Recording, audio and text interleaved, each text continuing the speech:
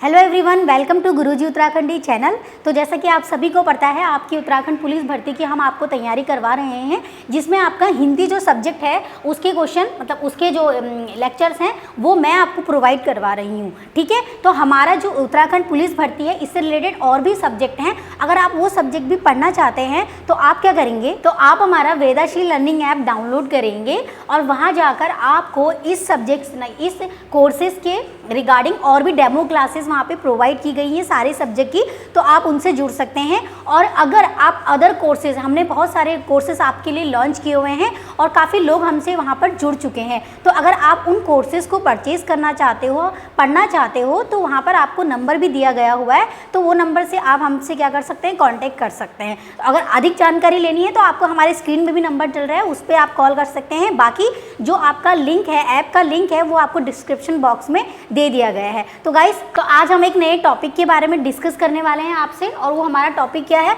वो है मुहावरे। ठीक है, इसको इंग्लिश में क्या बोलते हैं, इडियम्स बोलते हैं। क्या बोलते हैं, इडियम्स बोलते हैं। तो आज हम इसके बारे में डिस्कस करेंगे कि एक्चुअल में मुहावरे होते क्या हैं। ठीक है, इसका सामान्य अर्थ क्या है, इसकी प्रकृति कैसी है और ये किस तरीके से हमारे एग्जाम के लिए महत्वपूर्ण है। ठीक है, तो ये आपके सिलेबस के अकॉर्डिंग मैं आपको पढ़ा रही हूँ। तो हम चलिए शुरू करते हैं। तो सबसे पहले बात की जाएगी किसकी, हमारे जो मुहावरे हैं इसके प्रकृति के बारे में जान लेते हैं कि क्या इसका नेचर है। ठीक है, तो जो आपका जो मुहावरे है ये आपका अरबी भाषा का शब्द है। किसका है, सॉरी, अरबी भाषा का शब्द है। ठीक है, अगर आपसे एग्जामिनर आपसे पूछ लेता है कि आप ये बताइए मुहावरे किस शब्द का अर्थ है, तो आप कहोगे मुहावरे किस शब्द का अर्थ है, आपके अरबी भाषा का शब्द है। ठीक है, किसका है, अरबी भाषा का शब्द है। ठीक है, उसके बाद अरबी भाषा का शब्द है। अभी मुहावरे का अर्थ क्या होता है, मतलब कि जो मुहावरा है इसका एक्चुअल में अर्थ क्या होता है, तो सामान्य से इसको हम कहते हैं बातचीत करना, बातचीत करना। ठीक है, तो यहाँ पे ऐसे लगा देते हैं। ठीक है, तो आपस में बातचीत करना ही क्या कहलाता है, हमारे मुहावरे कहलाता है। तो इतना आप लोगों को क्लियर हुआ कि जो हमारे मुहावरे हैं वो अरबी भाषा का शब्द है और इसका सामान्य अर्थ क्या होता है, इसका जो सामान्य अर्थ होता है वो होता है बातचीत करना। ठीक है, यहाँ लिख देते हैं अर्थ क्या होता है, सामान्य तरह से बातचीत करना। ठीक है, अब एक बहुत ही महत्वपूर्ण चीज़ इसमें मैं आपको बताने जा रही हूँ। तो जो आपका मुहावरे हैं इसको हम वाग्धारा भी बोलते हैं। क्या बोलते हैं, वाग्धारा। ये आप लोग को याद करना है। अब ये क्या है, इसमें एक चीज़ है कि ये ज़्यादा प्रचलित नहीं है, मतलब कि ये प्रचलित नहीं है।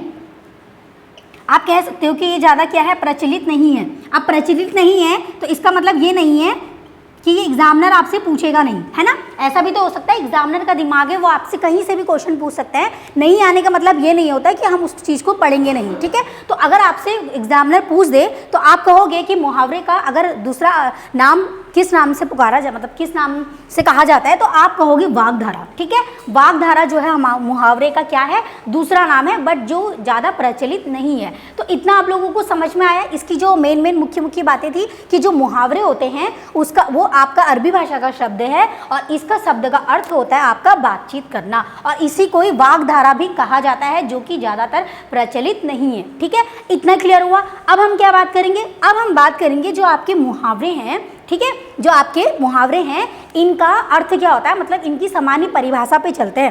अगर हम इसकी परिभाषा पे चलेंगे तो आपको बहुत अच्छे से इसको और अच्छे से समझ में आ जाएगा। तो इसकी परिभाषा क्या है, इस पे चलते हैं। देखो, इसकी सामान्य परिभाषा क्या होती है, जब कोई वाक्यांश, मतलब कि एक पूरा वाक्यांश क्या होता है, वाक्यांश क्या होता है कि जहाँ पर पूरी बात कही जाए। अगर मैं अभी आपको समझा रही हूँ, पढ़ा रही हूँ, बता रही हूँ, तो यहाँ पर क्या हो रहा है, यहाँ पर सीधी बातें की जा रही है, मतलब कि क्या हो रहा है, पूरा एक वाक्यांश बोला जा रहा है। ठीक है, छोटे शब्द में नहीं बोल रही हूँ, इतनी बड़ी बात बोल रही हूँ, तो ये पूरा वाक्यांश है। तो इतना क्लियर हुआ। तो आप लिखूंगे जहाँ पर पूरे, मतलब जहाँ पर वाक्यांश, जहाँ पर कोई वाक्यांश, ठीक है, जहाँ पर कोई वाक्यांश अपने सामान्य अर्थ को, ठीक है, सामान्य अर्थ को छोड़कर, ठीक है। यहाँ पर कहने का मतलब क्या है, यहाँ पर ये कह रहा है कि कोई वाक्यांश है और वो क्या कर रहा है, अपने सामान्य अर्थ को छोड़कर क्या कर रहा है, एक विशेष अर्थ में प्रयुक्त हो रहा है, मतलब कि प्रयुक्त हो रहा है। अब मैं इसको आपको समझाती हूँ कि ये क्या कहना चाह रहा है। देखिए ये यहाँ पर क्या कहना चाह रहा है, ये यहाँ पर ये कह रहा है कि एक पूरा सा वाक्यांश होता है, एक पूरा वाक्यांश है, वो क्या करता है अपने सामान्य अर्थ को छोड़ देता है और किसका रूप धारण कर लेता है, किसके रूप में प्रयुक्त हो जाता है, कोई विशेष। अब कैसे, ये एग्जाम्पल के द्वारा ज़्यादा समझेंगे तो आपको अच्छे से याद हो जाएगा। अगर मैं इसमें एक एग्जाम्पल लूँ तो जैसे आपका यहाँ लिख देते हैं, हाँ, श्री गणेश करना, ठीक है। तो ये क्या है मेरा, अब एक बात बताइए, श्री गणेश करना, अब इसका सामान्य अर्थ क्या है? अगर इसके अर्थ की बात की जाएगी तो यही तो है ना, शुरुआत करना, शुरुआत करना, ठीक है। तो अब एक बात देखिए यहाँ पर क्या हो रहा है, अगर हम कोई चीज़, मतलब हम आप लोगों को सभी को ही पता है कि जब भी हम कोई शुभ कार्य करते हैं तो हम क्या करते हैं, सबसे पहले क्या करते हैं, गणेश की स्थापना करते हैं, गणेश पूजा करते हैं, है ना, गणेश की स्थापना करते हैं। तो हम क्या करते हैं, अपना कोई भी मंगल कार्य करने के लिए सबसे पहले क्या करते हैं, शुरुआत करते हैं। तो कभी कभी हम बोल देते हैं कि शुरुआत करना, मतलब कि क्या करना, श्री गणेश करना। तो जैसे कि आपने देखा शुरुआत करना, अब ये क्या है, ये एक सामान्य सा शब्द है, सामान्य सा, सामान्य वाक्यांश है, क्या है, एक सामान्य वाक्यांश है, ठीक है। अब ये क्या है, एक सामान्य वाक्यांश हो गया। अब इसको मैंने अपने विशेष अर्थ में प्रयोग, अब यहाँ पे क्या बोल रहा है कि सामान्य अर्थ क्या करता है, विशेष अर्थ में क्या हो जाता है, प्रयुक्त हो जाता है। तो ये जो आपका हुआ, ये क्या हुआ आपका विशेष, ये हो गया आपका विशेष अर्थ, है ना। मतलब कि एक साधारण सा शब्द है, वाक्य है, और हमने उसको क्या कर दिया, एक विशेष अर्थ प्रकट कर दिया। तो यहाँ से इस तरीके से जाएगा, यही आपकी क्या है, परिभाषा। तो इतना क्लियर हुआ आप लोगों को, आप समझ में आ गया कि आपके जो मुहावरे होते हैं वो क्या होते हैं। तो कभी कभी क्या होता है, मुहावरे तो आपसे पूछे जाएंगे कि हाँ ये बताइए कि श्री गणेश करने का अर्थ क्या होता है, ठीक है। ईद का चांद मतलब कि बहुत दिनों बाद दिखाई देना। तो यहाँ पर क्या हो रहा है, देखो बहुत दिनों बाद दिखाई देना, यहाँ पर क्या हो रहा है, बहुत दिनों बाद दिखाना हमारा एक सामान्य वाक्यांश है, ठीक है।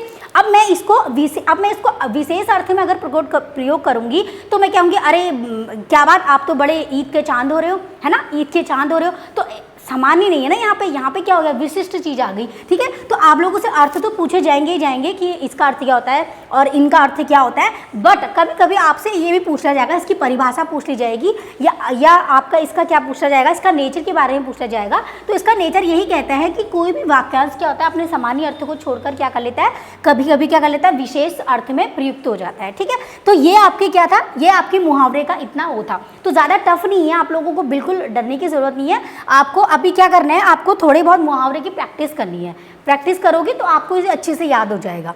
तो आपके इसमें जो मुहावरे हैं उसके मैंने कुछ एग्जाम्पल्स ले लिए हैं, ठीक है। तो इन एग्जाम्पल को आप देखिए, इस तरीके से समझिए। देखिए मुहावरे आप लोगों को, ऐसा नहीं है कि मुहावरे आपके, इनमें से मैं नहीं कहूँगी कि इनमें से मुहावरे आपके मतलब इनमें से बहुत सारी चीज़ें आपकी आ सकती हैं और नहीं आ सकती हैं, बट मुहावरे करने का तरीका क्या होता है कि आपको इसको याद नहीं करना है। अगर आप याद करोगे तो आपको आप भूल जाओगे, याद करोगे तो भूल जाओगे ना, क्योंकि मुहावरे एक थोड़ी ना है, बहुत सारे हैं।